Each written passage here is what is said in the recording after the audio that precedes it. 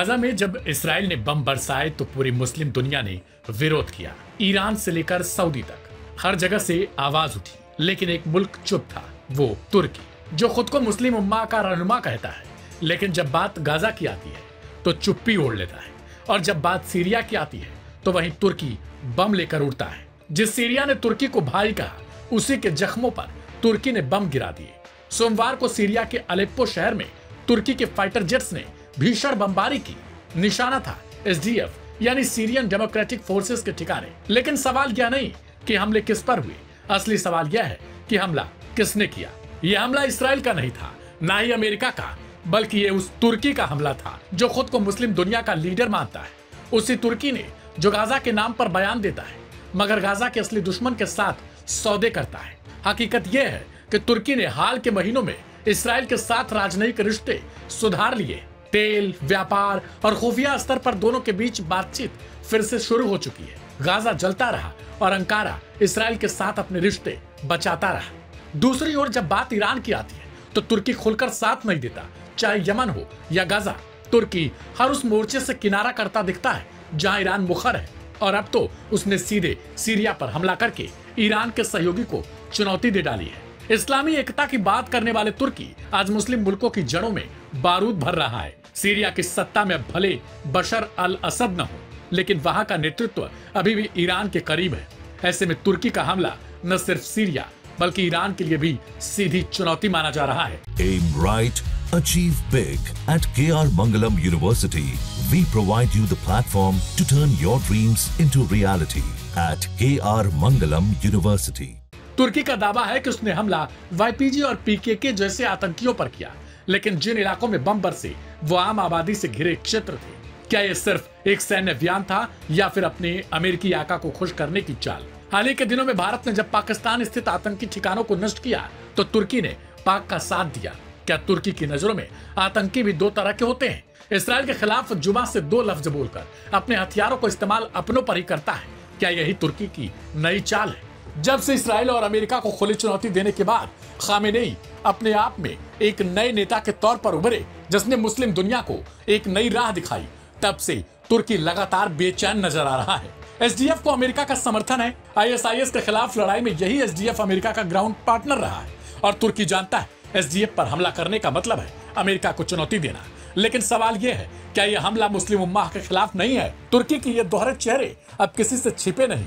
एक तरफ वो इसराइल से हाथ मिलाता है, दूसरी ओर गजा के बच्चों के खून पर चुप्पी साधता है, और एक और सीरिया में शांति की बात करता है तो दूसरी ओर उसी सीरिया की जमीन पर आग बरसाता है।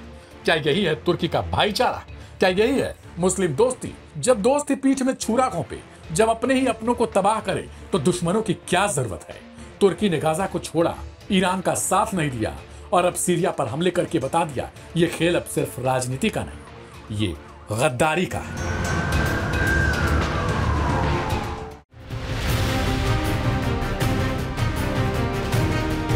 रूस और ईरान, दो देश, दो ताकतें और अब एक साझा रणनीति।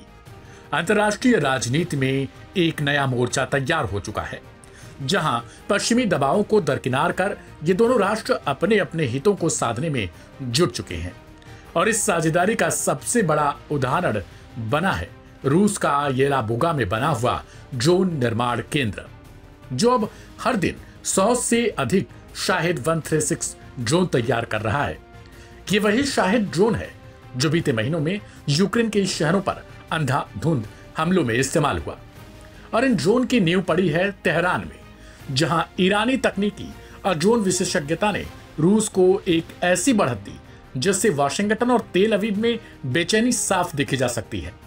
इसी ड्रोन ने इसराइल को भी खौफ में ला दिया था।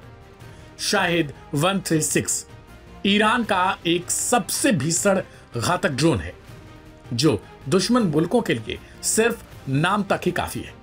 ईरान की मदद से बने इस रूसी कारखाने में जो ड्रोन तैयार हो रहे हैं वो अब केवल यूक्रेन युद्ध तक सीमित नहीं, ये एक संकेत है, एक चेतावनी जो अमेरिका और इसराइल की सैन्य रणनीति को खुला चैलेंज देती है। मैटी ब्लैक रंग में बने ये ड्रोन रात के अंधेरे में दुश्मन पर कहर बनकर टूटते हैं, और विशेषज्ञों की माने तो रूस अब एक ही दिन में 2000 से ज्यादा ड्रोन हमले करने की क्षमता भी पा चुका है, वो भी ईरान की बदौलत। ईरान के लिए सिर्फ ये हथियार डील नहीं, ये उसका सामरिक संदेश है।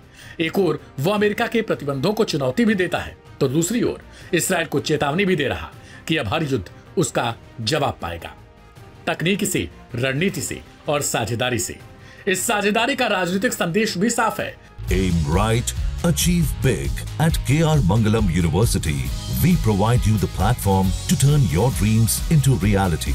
At KR Mangalam University.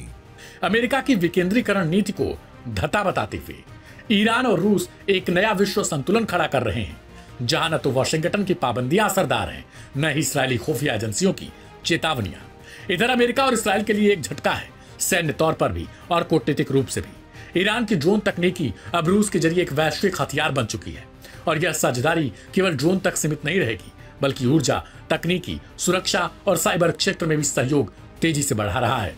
रूस को यूक्रेन युद्ध में जो सैन्य दबाव झेलना पड़ा था, अब ईरान उसकी पूर्ति कर रहा है, और बदले में ईरान को मिल रहा है कूटनीतिक संरक्षण, अंतर्राष्ट्रीय मंचों पर समर्थन और हथियारों की टेस्टिंग का सीधा अवसर। ईरान रूस की अदोस्ती केवल सामरिक नहीं, यह पश्चिम के खिलाफ एक वैचारिक मोर्चा है, जिसमें चीन भी धीरे धीरे अपनी भूमिका मजबूत कर रहा है। दुनिया एक नई धुरी की ओर बढ़ रही है, और इस धुरी में अमेरिका और इस्राएल को पहली बार अपने पारंपरिक प्रभुत्व को चुनौती मिलती दिखाई दे रही है। यह सिर्फ तेल अवीव या वॉशिंगटन तक सीमित नहीं है, बल्कि यहां के नेताओं के लिए भी एक बड़ा झटका है, क्योंकि इनकी सोच ही है ईरान को साफ तौर पर विश्व में अकेला कर देना। लेकिन ईरान अभी भी डटा हुआ है।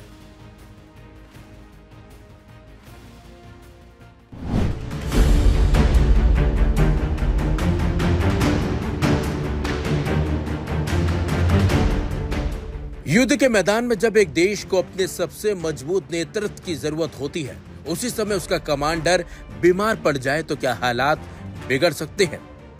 ये सवाल इस वजह से उठ रहे हैं क्योंकि इजराइल इस समय हूती और हमास के दो तरफा हमलों की चपेट में है। लेकिन प्रधानमंत्री नेतन्याहू अस्पताल में भर्ती रहे और अब घर से काम कर रहे हैं।